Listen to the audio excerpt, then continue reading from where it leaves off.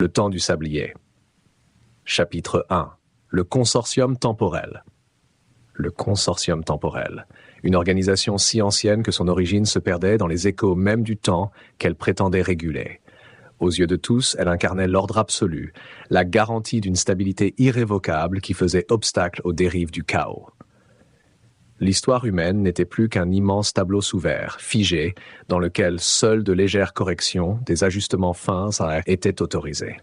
Ainsi, l'humanité était tenue à l'abri de ses propres erreurs et toute anomalie temporelle se voyait éradiquée avant de pouvoir perturber l'ordre établi.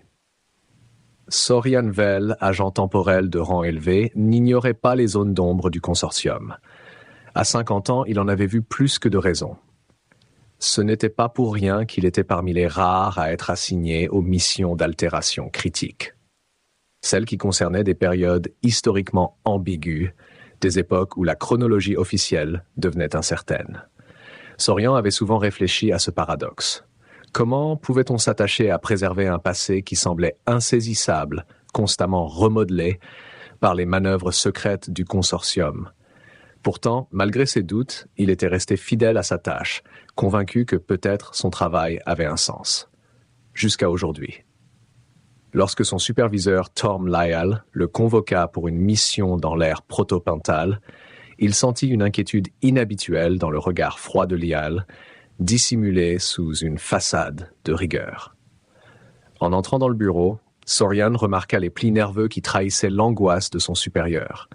Lyall se tenait droit, observant le vaste hologramme de la chronologie officielle suspendu au centre de la pièce. Un enchevêtrement de lignes dorées et argentées, représentant les flux temporels imbriqués. « Vell, asseyez-vous, » dit Lyall en se tournant vers lui. « Nous avons affaire à une situation sensible. Une anomalie a été détectée dans l'ère proto-pentale. » Sorian s'installa, fixant calmement son supérieur. « L'ère proto-pentale, vraiment ? Je croyais que cette époque appartenait à la légende, un mythe plutôt qu'un fait historique avéré. » Le consortium n'a pas le luxe de croire au mythe, rétorqua Lyall d'un ton sec. Que cette époque soit certifiée ou non, il est de notre devoir d'en garantir la stabilité. Nous avons des relevés indiquant une fluctuation inhabituelle, quelque chose de résistant. Il marqua une pause. Vous devez éliminer cette anomalie. Sorian croisa les bras, un sourire sarcastique aux lèvres. Résistant? Une époque entière qui résisterait à nos interventions? Intéressant. Puis, son ton se fit plus grave. Vous savez aussi bien que moi que nous ne faisons pas que préserver la chronologie, Lyall. Nos missions consistent souvent à ajuster, à modeler l'histoire pour la rendre commode. Lyall fronça les sourcils. Vous dérapez, Vell. Nous ne débattons pas de philosophie ici. Votre mission est simple, identifier l'anomalie et éliminez-la. Cette époque doit rester stable, pour le bien de tous. Sorian, malgré ses réticences, savait qu'il n'avait guère le choix. Le consortium ne tolérait aucune insubordination, mais cette mission dégageait une aura de mystère et de danger inhabituel, comme si l'ère protopentale elle-même recelait des secrets que personne n'était censé découvrir. Chapitre 2. Voyage vers l'inconnu. Le voyage temporel n'était pas une expérience que l'on pouvait décrire aisément. Sorian avait appris, au fil des ans, à apprivoiser le vertige qui l'assaillait à chaque saut, mais la sensation de fragmentation persistait, comme si une partie de lui-même restait suspendue dans le temps alors que le reste était projeté ailleurs. Les agents temporels utilisaient de petits sabliers en or, une technologie ancienne qui agissait comme un canal pour les faire traverser les époques. En activant son sablier, Sorian sentit le monde s'évanouir autour de lui, remplacé par un tourbillon de sensations indéfinies, odeurs de cendres, éclats de lumière et vibrations d'une musique cosmique venue d'époques infiniment éloignées. Il se matérialisa finalement dans une clairière silencieuse, baignée de la lumière douce d'un crépuscule éternel. Le monde semblait calme, figé dans une sorte de majesté antique. Autour de lui, la forêt dégageait des effluves d'humus et de fleurs sauvages, les arbres millénaires s'élevant vers un ciel où les étoiles luisaient comme des joyaux figés. Sorian inspira profondément, sentant une paix étrange l'envahir. Pourtant, cette quiétude cachait une tension palpable, comme si l'air lui-même résistait à sa présence. Avançant avec précaution, Sorian scruta les environs. C'est alors qu'il la vit. Une silhouette, enveloppée dans des étoffes de couleur terre et ciel, se tenait non loin de lui, presque fondue dans le paysage. Il s'approcha, le souffle court, mais elle l'interrompit d'un geste calme de la main. Ses yeux, d'un bleu profond, semblaient percer le voile du temps. Elle le regarda, un sourire énigmatique flottant sur ses lèvres. « Vous autres, les gardiens du temps, êtes toujours aussi prévisibles, » murmura-t-elle, sa voix douce et mélodieuse. « Vous pensez pouvoir dompter l'histoire, l'enfermer dans vos cages invisibles, mais le passé ne vous appartient pas. » Sorian, surpris par ces paroles, se tendit. « Qui êtes-vous et comment savez-vous ce que je suis venu faire ici ?» La femme haussa légèrement les épaules, ses yeux se plissant d'amusement. « Je suis Ylva. Nous avons senti votre présence, votre intrusion. Votre consortium pense qu'il peut maintenir chaque fragment de l'histoire sous son contrôle, mais certains instants, certaines époques résistent. Peut-être, ajouta-t-elle avec une pointe de défi, parce que l'histoire n'appartient pas aux machines, mais aux cœurs qui la vivent. » Sorian resta silencieux un instant, décontenancé par ses propos. Jamais il n'avait rencontré quelqu'un capable de percevoir son origine et sa mission. « Et que suggérez-vous ? Que l'histoire est une sorte d'entité vivante, une créature sensible qui s'oppose à nous. » Il ne pouvait cacher le scepticisme dans sa voix, mais en réalité, les paroles d'Ylva l'intriguaient plus qu'il ne voulait l'admettre. « Peut-être bien, » répondit-elle calmement. « Vous parlez de préservation, mais ce que vous faites est contre nature. Le passé n'est pas fait pour être emprisonné dans des lignes rigides. Il vit, et ceux qui s'y accrochent avec force en perdent le sens. » Leurs regards se croisèrent et Sorian ressentit un étrange malaise. Ylva semblait percevoir ses doutes intérieurs, ces questions qu'il n'osait pas formuler depuis des années. Chaque mot de cette femme ébranlait un peu plus ses certitudes. Et pour la première fois, il se demanda si le consortium était vraiment du côté de la vérité, ou si tout cela n'était qu'une vaste illusion de contrôle. Chapitre 3 rencontre avec Raymar Thorn. Le lendemain de sa rencontre avec Ylva, Sorian décida de s'aventurer plus loin dans cette époque reculée. La forêt ancienne semblait bruire d'une vie que même les siècles n'avaient pu étouffer. Mais chaque pas qu'il faisait renforce le sentiment étrange qu'il était observé. Cette époque avait une atmosphère de mystère profond, comme si elle abritait des secrets que même le consortium ne pouvait comprendre.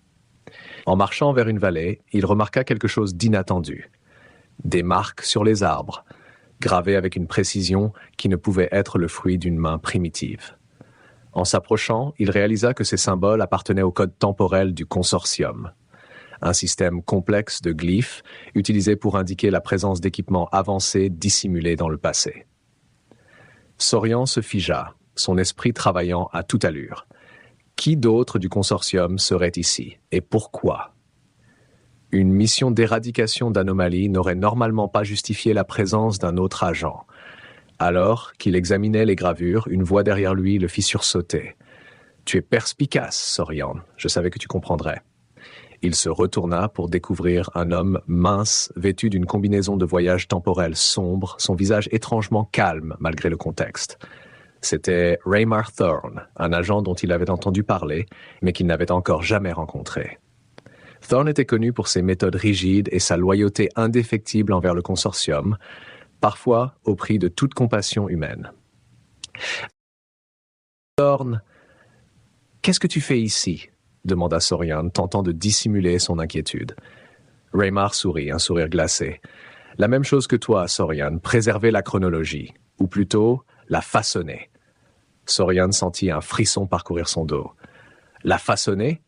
Je croyais que notre mission était de protéger la chronologie, pas de la manipuler. » Thorn secoua la tête comme s'il parlait à un enfant ignorant. « Crois-tu vraiment que le consortium se contente de protéger ? Il s'agit d'ajuster l'histoire, de modeler les époques pour s'assurer qu'elles servent le présent. Nous avons identifié que certaines époques sont des points de pivot et l'ère proto-pantale en fait partie. Elle doit être stabilisée, corrigée si nécessaire. » Sorian sentait la colère monter en lui. Et qu'est-ce que cela signifie, corriger ? Effacer les personnes et les cultures que nous considérons indésirables. Thorn leva un sourcil, presque amusé.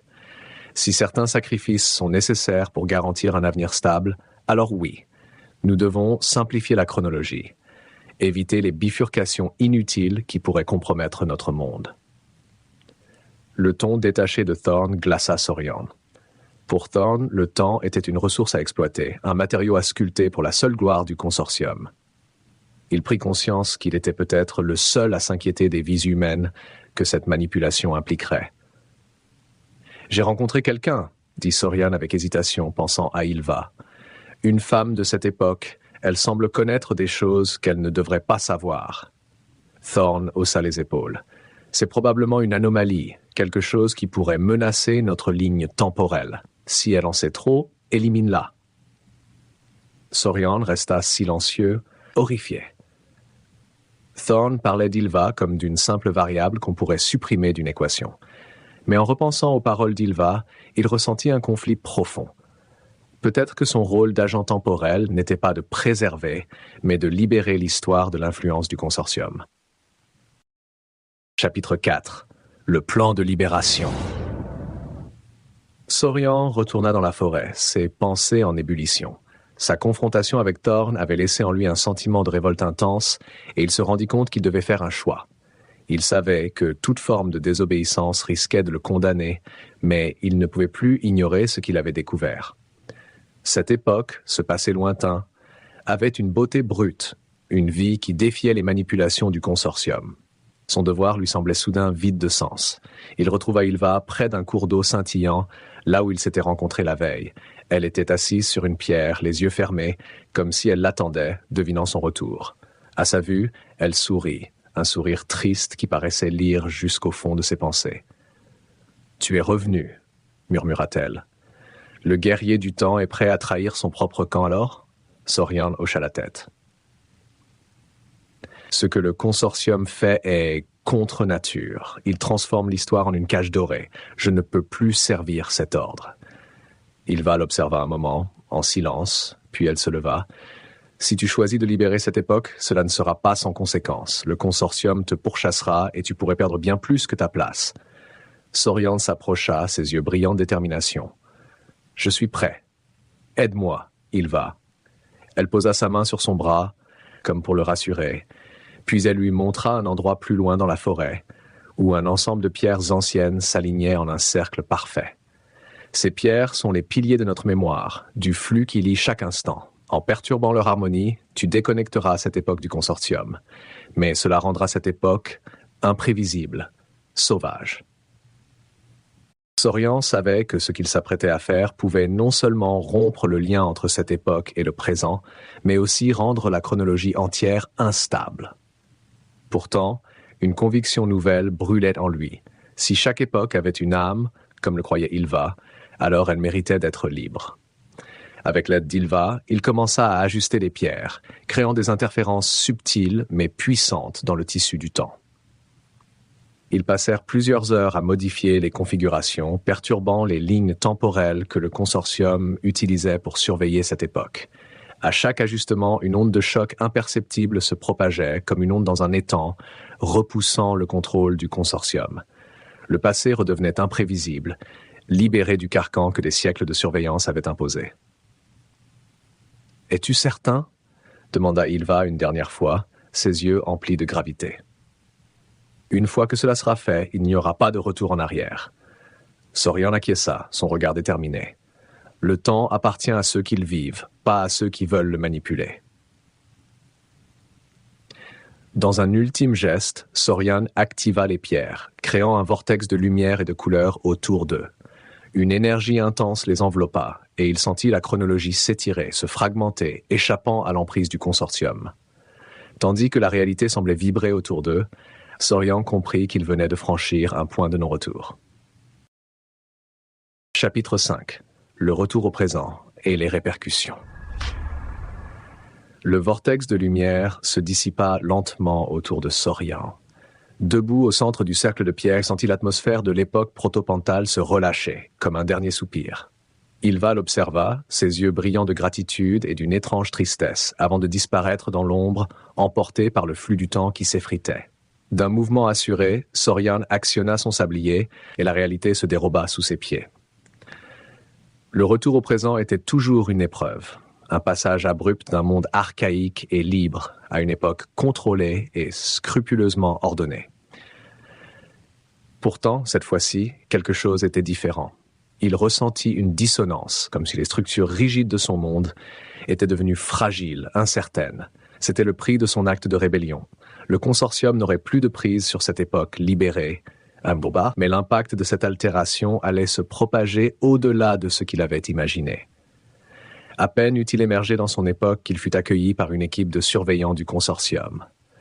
Leurs visages étaient durs, leurs regards méfiants, comme s'ils avaient senti l'énergie de son acte depuis le cœur même de la structure temporelle. Ils le conduisirent sans ménagement vers la salle d'audience, où Torm Lial l'attendait, plus furieux que jamais. Lial se tenait au centre de la pièce, une expression de froide colère figée sur ses traits. Il frappa violemment le bureau de son poing en voyant entrer Sorian. « Vel, avez-vous perdu tout sens de la raison? Savez-vous ce que vous avez fait? Vous avez brisé une époque entière, un fragment de notre histoire qui échappe maintenant à tout contrôle. » Sorian s'efforça de contenir sa propre colère. « J'ai simplement libéré cette époque des manipulations du consortium. Vous parlez de stabilité, Lial, mais tout ce que vous faites est de figer le temps pour garantir votre pouvoir. » Lial le toisa d'un regard glacial, les lèvres pincées. « Vous êtes naïf, Vel. Vous croyez que l'histoire est un jeu, que les époques peuvent exister en toute liberté sans risquer de nous conduire au chaos? Le consortium existe pour protéger notre civilisation, pour empêcher les effondrements qui pourraient détruire notre monde. » Sorian secoua la tête. « Ce que vous appelez protection est une tyrannie. Ilva avait raison. L'histoire ne vous appartient pas. Elle appartient aux peuples qui l'ont vécue, et non aux bureaucrates du consortium. » Un rictus de mépris étira les lèvres de Lial. « Ilva, cette anomalie, vous avez laissé cette femme semer le doute en vous, au point de trahir votre mission? Elle n'était rien de plus qu'une erreur, un point de chaos dans la chronologie. » Sorian sentit un éclair de rage traverser son esprit. Il savait qu'en parlant ainsi, Lial cherchait à le déstabiliser, à lui rappeler que tout agent temporel devait servir aveuglément les intérêts du consortium. Mais il ne céderait pas. Il avait vu la liberté d'une époque, et rien ne pourrait effacer cette vision. Chapitre 6. La libération du temps. Le silence dans la salle d'audience était lourd, interrompu seulement par les brefs éclats de la voix de Lial. Autour de Sorian, d'autres agents observaient, figés, incapables de comprendre les motivations qui avaient poussé leurs collègues à défier ouvertement les lois du consortium. Lial semblait savourer sa victoire, pensant que Sorian n'avait plus d'échappatoire. Pourtant, Sorian ressentait une force nouvelle, une conviction qui transcendait sa peur de la sanction. Il savait que le consortium ne lui permettrait plus de vivre dans ce monde, que chaque époque qu'il visitait serait surveillée. Mais une idée mûrissait en lui, une solution ultime pour briser définitivement l'emprise de Lial et de son organisation sur la chronologie. « Je n'ai pas perdu la raison, Lial, » murmura-t-il finalement, sa voix calme mais inflexible. « C'est vous qui avez oublié le vrai sens du temps. Si nous continuons à enfermer chaque époque, chaque fragment de l'histoire dans des chaînes invisibles, nous risquons de détruire le lien même qui nous unit à nos ancêtres. Le temps doit être libre. » Il fit un geste subtil, à peine perceptible, pour accéder à la commande dissimulée sur son sablier. Lial, méfiant, fronça les sourcils, mais avant qu'il ne puisse réagir, une onde lumineuse éclata dans la pièce, irradiant les parois de la salle d'audience. Le sablier de Sorian activait une faille, un schisme temporel conçu pour fragmenter les verrous imposés sur la chronologie par le consortium. En un instant, les énergies de toutes les époques, des lignes temporelles fragmentées se libérèrent, éclatant comme un miroir brisé. La salle trembla, et Sorian sentit sa propre existence se dissoudre, comme s'il n'était qu'une particule dans l'immensité du flux temporel. Lial poussa un cri de terreur, réalisant trop tard que l'acte de Sorian allait non seulement le libérer, mais aussi échapper à toute tentative de récupération de la part du consortium. Dans son dernier acte, Sorian se tourna vers Lial, son visage apaisé malgré la désintégration progressive de sa propre forme. L'histoire n'appartient à personne, Lial, ni à vous, ni à moi. Elle est libre désormais et chaque être humain pourra choisir son propre chemin. Lial tenta de répliquer, de restaurer la chronologie à sa façon, mais le flux temporel échappait maintenant à tout contrôle. Le consortium s'effondra peu à peu, et chaque époque, chaque fragment de l'histoire retrouvait sa place dans un univers où toutes les possibilités étaient de nouveau ouvertes.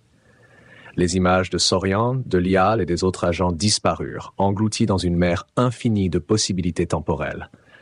Et dans le silence qui suivit, l'histoire, enfin libre, continua son cours tissé par des millions de voix et d'existences libérées de toute entrave.